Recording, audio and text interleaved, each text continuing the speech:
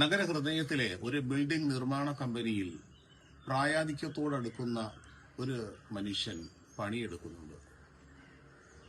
അദ്ദേഹത്തിന്റെ കമ്പനി ഉടമയോട് പറഞ്ഞു, സാർ, ഞാനതൊരു 65 വയസ്സായി, ഞാൻ ഈ കമ്പനിയിൽ നിന്ന് വിരമിക്കാൻ വേണ്ടിയിരിക്കുകയാണ്. എനിക്ക് തരാനുള്ള എന്തെങ്കിലും വേതനം തന്നാൽ ഞാൻ ഇതിൽ നിന്ന് വിരമിക്കാം. ആ കമ്പനി ഉടമ അദ്ദേഹത്തോട് പറഞ്ഞു, ഒരു ടൗണിന്റെ ഭാഗത്ത് ഈ ഒരു ബിൽഡിംഗും കൂടെ നിർമ്മിച്ചിട്ട് താങ്കളുടെ ജോലിയിൽ നിന്ന് വിരമിക്കാം. അദ്ദേഹം അവസാനമായി ഏൽപ്പിച്ച ആ ജോലി മനസ്സില്ലാ മനസ്സോടെ അതിന്റെ സേഫ്റ്റി ഫീച്ചർ ഒന്നും കൃത്യമായി പാലിക്കാതെ എങ്ങനെയൊക്കെയോ അദ്ദേഹം ആ ബിൽഡിംഗ് പണി കഴിപ്പിച്ചു. ഒരു 6-7 മാസം കഴിയുമ്പോൾ ആ ബിൽഡിങ്ങിന്റെ നിർമ്മാണം പൂർത്തിയാക്കി താക്കോല് കമ്പനി ഉടമയെ ഏൽപ്പിക്കുമ്പോൾ കമ്പനി ഉടമ പറഞ്ഞു, താങ്കൾ ഇവിടെ ഇരിക്കുക.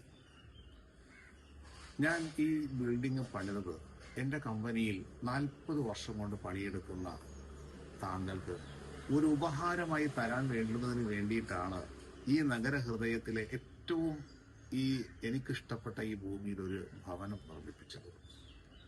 അപ്പോഴാണ് ആ കമ്പനിയിൽ ജോലി ചെയ്ത ജീവനക്കാരൻ ചിന്തിക്കുന്നത്, അവസാനമായി എനിക്ക് വേണ്ടി നിർമ്മിച്ച ആ ഭവനം ഞാൻ എനിക്ക് വേണ്ടിയാണെന്ന് അറിയാതെ, അതിന്റെ ബിൽഡിങ്ങിന്റെ സുഭദ്രതയ്ക്ക് വേണ്ടി ഒന്നും ചെയ്യാതെ എങ്ങനെയൊക്കെയോ കാട്ടിക്കൂട്ടി. സഹോദരങ്ങളെ, പരിശുദ്ധ റമളാൻ നമ്മളിലേക്ക് കടന്നു വരുമ്പോൾ ഇതെന്റെ ജീവിതത്തിന്റെ അവസാനത്തെ റമളാനാണോ?